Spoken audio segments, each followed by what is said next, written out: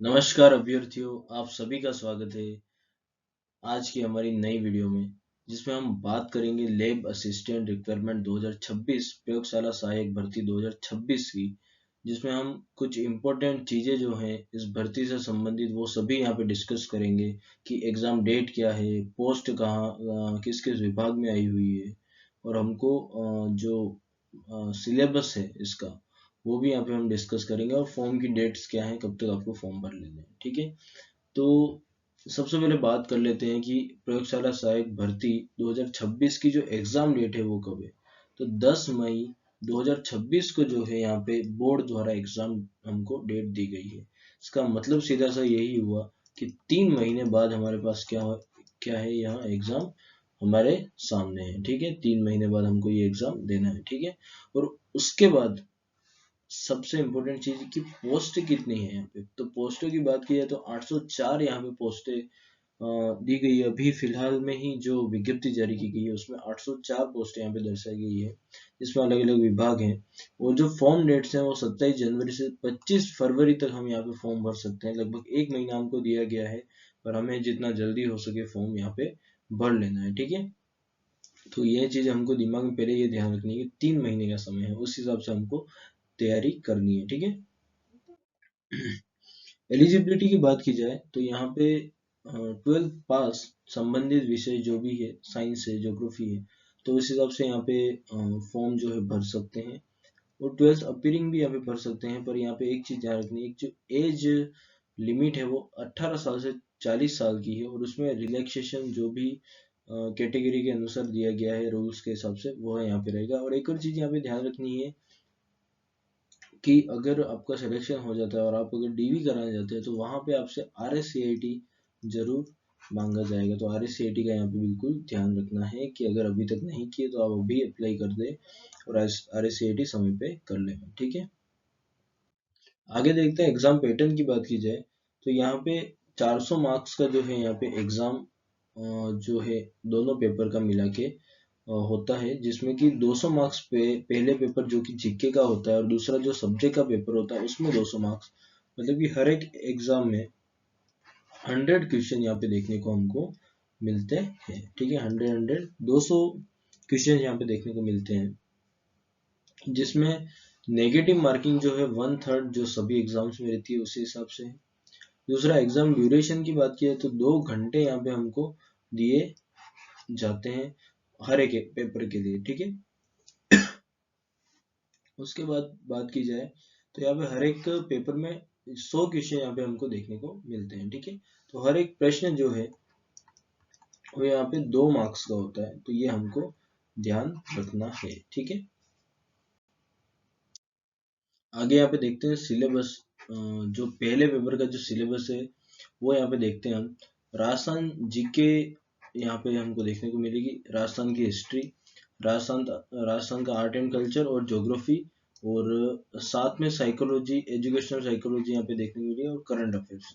तो ये जो है फर्स्ट पेपर का एक ओवरव्यू है, और जो हम क्लासेस लाने वाले हैं वो भी इसी पे जो है बेस्ड रहेगी। मतलब कि पेपर 1 के हिसाब से हम यहाँ पे कक्षा लाएंगे, जिसमें PYQ सीरीज होगी, क्वेश्चन सीरीज होगी, जिसको हम आगे डिस्कस करते हैं। अभी यहाँ पे हम विज्ञप्ति की बात करें तो विज्ञप्ति में जो जो इम्पोर्टेंट चीजें हैं यहाँ पे हमने लिख दी है, जिसमें कि सबसे इम्पोर्टेंट चीज ये है कि जो पोस्टें आई है 804, उनका जो डिवाइडेशन है उसमें सबसे इम्पोर्टेंट जो ज्यादातर जो विद्यार्थियों का फोकस रहता है वो रहता है माध्यमिक शिक्षा विभाग, जिसमें कि प्रयोगशाला ग्रेड 3rd की जो पोस्ट है उसमें 418 पोस्टें तो आई है नॉन TSP की। ठीक है, और जो TSP की पोस्टें आई है वो आई है 82, मतलब कि टोटल 500 यहाँ पे सीटें हमको देखने को मिलेगी शिक्षा विभाग की। बाकी जो दूसरे विभाग हैं, कृषि विभाग है, संस्कृत विभाग है, राज्य विधि विज्ञान विभाग है, जन स्वास्थ्य अभियांत्रिकी विभाग है, आयुक्तालय कॉलेज शिक्षा विभाग है, तो टोटल कुछ इस तरीके से 804 यहाँ पे क्या है पोस्टें दी गई है। ठीक है, तो जिसमें खास करके जो 418 और ये 82 जो पोस्टें हैं उस पर काफी विद्यार्थियों का जो फोकस रहता है, तो ये ध्यान रखना है हमको। परीक्षा की स्कीम की बात की जाए तो यहाँ पे वही हमने डिस्कस अभी कर लिया यहाँ पे कि पेपर 1 जो है 200 मार्क्स का होगा, जिसमें 2 घंटे का समय दिया जाएगा। हर एक प्रश्न पेपर में 100 क्वेश्चन होंगे। नेगेटिव मार्किंग एप्लीकेबल होगी इसमें। और मिनिमम क्वालिफाइंग मार्क्स जो है, सबसे इम्पोर्टेंट चीज़ यहाँ पे ये ध्यान रखनी, 40% का जो नियम है मिनिमम, हमको 40% यहाँ पे एग्जाम क्लियर करने के लिए चाहिए, जिसमें कि 5% का जो रिलैक्सेशन है वो किसके लिए है? एक तो ST एंड SC, ये 2 कैटेगरीज के लिए यहाँ पे 5% का क्या है, रिलैक्सेशन है। ठीक है, उसके बाद यहाँ पे बात करें तो पेपर 1 में एक तो geography, history, culture, general knowledge of Rajasthan यहाँ पे देखने को मिलेगा। करंट अफेयर्स देखने को मिलेंगे, general knowledge of world and India, ये एक चीज ध्यान रखनी है। ये तीनों चीजें हमको यहाँ पे देखने को मिलेगी। आगे और देखते हैं यहाँ पे। और एक एजुकेशनल साइकोलॉजी भी हमको यहाँ पे देखने को मिलेगी। ठीक है, तो ये हमको ध्यान रखना है। पेपर 2 की भी बात कर लेते हैं। यहाँ पे 200 मार्क्स का हुआ, 2 घंटे समय होगा, 100 क्वेश्चन होंगे, नेगेटिव मार्किंग होगी, 40% यहाँ पे हमको अलग से हर पेपर के लिए चाहिए, तो वही 5% का रिलैक्सेशन दिया जाएगा ST SC कैटेगरीज को। तो यहाँ पे ये चीज ध्यान रखनी है आपको कि दोनों पेपर को अलग अलग क्लियर करना जरूरी है। दोनों को मिला के 40% नहीं है, दोनों सेपरेटली क्या होने चाहिए, क्लियर होने चाहिए। अगर एक भी पेपर क्लियर नहीं हुआ तो आप क्वालिफाई नहीं हो पाएंगे एग्जाम्स के लिए। उसके बाद यहाँ पे कुछ और चीजें दे रखी है। यहाँ पे सिलेबस का अगर ओवरव्यू देखें पेपर 2 का, तो सब्जेक्ट का सेकेंडरी स्टैंडर्ड का नॉलेज होना चाहिए, सीनियर सेकेंडरी स्टैंडर्ड का नॉलेज होना चाहिए, जिसमें कि अलग अलग जो भी सब्जेक्ट, जैसे साइंस का यहाँ पे दिया गया है तो साइंस, फिजिक्स, केमिस्ट्री, बायोलॉजी का यहाँ पे क्या चाहिए, नॉलेज हमको होना चाहिए। ठीक है, सिलेबस यहाँ पे देख लेते हैं हम। राजस्थान का इतिहास में जो राजस्थान इतिहास, संस्कृति और सामान्य ज्ञान की यहाँ पे बात करें तो राजस्थान के इतिहास के प्रमुख स्रोत, राजस्थान की प्रमुख प्रागैतिहासिक सभ्यताएं, राजस्थान के प्रमुख राजवंश और उनकी उपलब्धियां, मुगल राजपूत संबंध, स्थापत्य कला की प्रमुख विशेषताएं, महत्वपूर्ण किले, स्मारक एवं संरचनाएं, राजस्थान के धार्मिक आंदोलन, लोक देवी देवताएं, मेले त्योहार, लोक संगीत, लोक नृत्य, वाद्य यंत्र, आभूषण, राजस्थानी संस्कृति, ऐतिहासिक पर्यटन स्थल, प्रमुख व्यक्तित्व,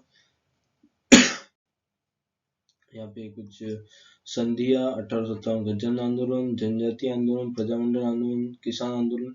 तो ये सभी इसमें जो इतिहास, संस्कृति और सामान्य ज्ञान की बात करें तो इसमें ये जो सिलेबस हमारा रहेगा। ठीक है, आगे देखते हैं। उसमें आगे देखते हैं, राजस्थान का एकीकरण यहाँ पे दिया गया और राजस्थान का राजनीतिक जन जागरण एवं विकास, महिलाओं के विशेष संदर्भ में। उसके बाद भूगोल की बात करें राजस्थान के, तो स्थिति एवं विस्तार, मरुस्थलीय प्रदेश, अरावली पर्वतीय क्षेत्र, मैदानी क्षेत्र, पठारी प्रदेश, अपवाह तंत्र, जलवायु, मृदा, प्राकृतिक वनस्पति, वन्य जीव संरक्षण, पर्यावरण पारिस्थितिकीय मुद्दे, मरुस्थलीकरण, जलवायु प्रदेश, फसलें, पशुधन, बहुउद्देशीय परियोजनाएं, सिंचाई परियोजनाएं, जल संरक्षण, परिवहन, खनिज संपदा।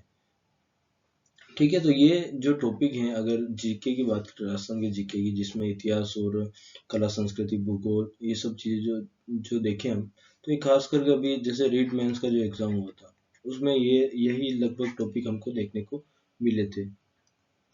RPSC के जो एग्जाम होने वाले सेकंड ग्रेड के, उसमें भी हमको यही चीजें लगभग देखने को मिलेगी। ठीक है, तो भूगोल तो लगभग पूरा सेम ही है। तो यहाँ पे हम तैयारी जो है अभी विद्यार्थी कर रहे थे, जो रीट मेंस की तैयारी, उनको ध्यान होगा कि पेपर का जो पैटर्न है, एग्जाम पैटर्न जो है अभी बहुत बदल चुका है। ठीक है, आपको हर एक चीज को बहुत बारीकी से पढ़ने की जरूरत है। और बारीकी से भी ज्यादा इम्पोर्टेंट चीज ये है कि आपको जो क्वेश्चन पैटर्न है, जिसमें अभिकथन, कारण जो दिए गए उसको समझना ज्यादा जरूरी है। ठीक है, उस पर प्रैक्टिस करना ज्यादा जरूरी है।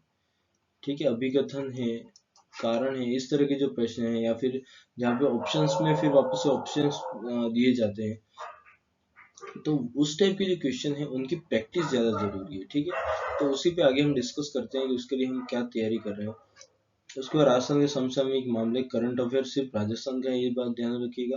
विश्व में भारत का सामान्य ज्ञान और शैक्षणिक मनोविज्ञान। तो ये हमारा क्या है, ओरल सिलेबस यहाँ पे पेपर 1 का हम देख रहे हैं। पेपर 1 का यहाँ पे हम डिस्कशन कर रहे हैं, सेकंड का पेपर का डिस्कशन नहीं कर रहे हैं, ठीक है, क्योंकि हम जो तैयारी करने वाले हैं पेपर 1 की यहाँ पे इस चैनल से करने वाले हैं, ठीक है। आगे चलते हैं।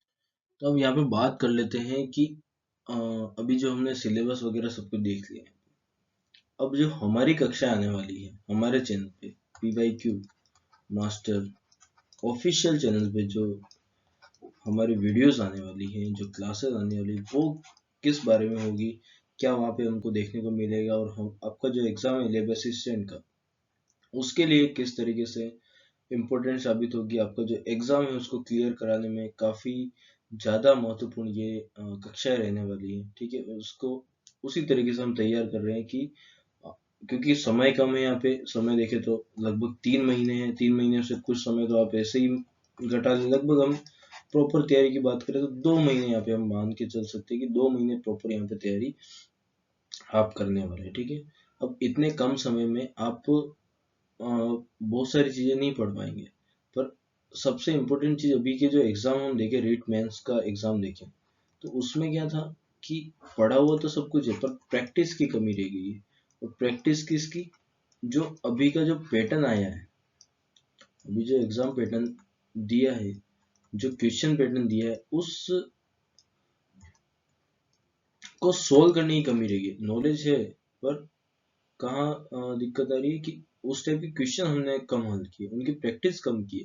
तो उस प्रैक्टिस को ज़्यादा बढ़ाना है, उस प्रैक्टिस पे हमको क्या करना है, जोर देना है। और उसी के लिए, क्योंकि आपको कोर्स कहीं भी मिल जाएगा और क्वेश्चंस सिर्फ यहीं पे मिलेंगे, PYQ मास्टर ऑफिशियल चैनल पे, ठीक है। कि क्वेश्चंस के जो भी है, एक तो सबसे पहले हम टॉपिक वाइज PYQ सीरीज चलाएंगे, जो भी लैब असिस्टेंट में जो भी PYQ प्रश्न आ चुके हैं उन सबको हम पहले कवर करेंगे, ठीक है, ताकि आपको पैटर्न पता चलेगा कि लैब असिस्टेंट में किस तरह की चीजें यहाँ पे देखने को पहले वाले पेपर से मिली है, ठीक है। और वहां से आपकी तैयारी थोड़ी और क्लियर दिखेगी आपको कि आप कहाँ पर हैं अभी, ठीक है। उसके बाद दूसरा हम सबसे इम्पोर्टेंट चीज यहाँ पे ये करेंगे कि 2025 से 26 में जितने भी एग्जाम हुए हैं, सेकंड ग्रेड के हुए हैं चाहे फर्स्ट ग्रेड के हुए हैं, अभी रीट मेंस के खास तौर से जो रीट के एग्जाम हुए हैं उस पर तो बहुत ज़्यादा फोकस करना है हमको, ठीक है। और RSSB के जितने भी एग्जाम यहाँ पे हमको 2025-26 में देखने मिले, उन सभी का राजस्थान जीके, इंडिया और वर्ल्ड जीके, एजुकेशनल साइकोलॉजी और यहाँ तक कि करंट का भी जो ट्रेंड है वो सभी यहाँ पे कवर करेंगे। और 2025 के 25 से 26 के जो क्वेश्चन उनकी अलग से हम वीडियो बनाएंगे।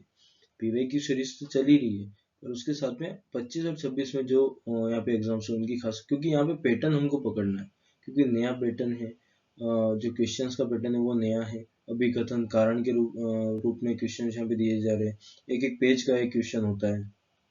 और उसके साथ ही दूसरी बात करें हम कि हमको जो है इन क्वेश्चंस की प्रैक्टिस करना ज़्यादा ज़रूरी है, क्योंकि यहाँ पे खास तौर से एक चीज़ यहाँ पे डिस्टर्ब हो रही है, वो है टाइम मैनेजमेंट। पेपर में बच्चा टाइम मैनेजमेंट में यहाँ पे काफ़ी दिक्कत हुई। रीट मेंस में आप देख सकते हैं कि बहुत लेंदी लग रहा है, क्योंकि पेपर ऐसा सोल्व ही नहीं किया, हमने प्रैक्टिस ही नहीं की कभी। तो प्रैक्टिस करना यहाँ पे ज़्यादा ज़रूरी है, तो उसी पे हमारा ये फोकस रहेगा, क्योंकि ज़्यादातर ने अभी पढ़ाई सब कुछ कर रखी है, ठीक है, जो टॉपिक है उनको अच्छे से पढ़ रखा है, पर वो क्लियरिटी नहीं आ पा रही क्योंकि प्रैक्टिस कम है, ठीक है। तो उसी पे यहाँ पे फोकस कर रहे हैं हम कि ओनली हम किस पे ध्यान देंगे, जो क्वेश्चंस आने वाले, और उसके बाद एक चीज यहाँ पे ध्यान रखेंगे, मोस्ट एक्सपेक्टेड क्वेश्चंस, जो परीक्षा में आने वाले प्रश्न हैं उनकी अलग से एक वीडियो बनाएंगे। जब एग्जाम से पहले लगभग 15-20 दिन पहले से हम मोस्ट एक्सपेक्टेड जो क्वेश्चन जो आ सकते हैं, जो लैब असिस्टेंट में पहले देखे गए हैं, जो पैटर्न लैब असिस्टेंट का रहा है, उसके आधार पे भी क्वेश्चन लाए जाएंगे। उसके बाद करंट की भी क्वेश्चन सीरीज चालू की जाएगी यहाँ पे। तो इस तरीके से आपको जो है हमारा पूरा कोर्स यहाँ पे देखने को मिलेगा। तो आप हमारा जो चैनल है उसको सब्सक्राइब जरूर कर लीजिएगा, बेल आइकन को प्रेस कर लीजिएगा, जैसे आपको लेटेस्ट जो भी क्लासेस आने वाली हैं रेगुलर नोटिफिकेशन आपको क्लासों की मिल जाए, ठीक है। तो इस तरीके से आप आगे अपनी तैयारी को बढ़ाइएगा। और इसमें हम समय समय पर डिस्कशन करते रहेंगे कि आपको तैयारी कैसे करनी है, क्या पढ़ना है। ठीक है, वीडियो देखने के लिए बहुत बहुत धन्यवाद आपका, समय देने के लिए बहुत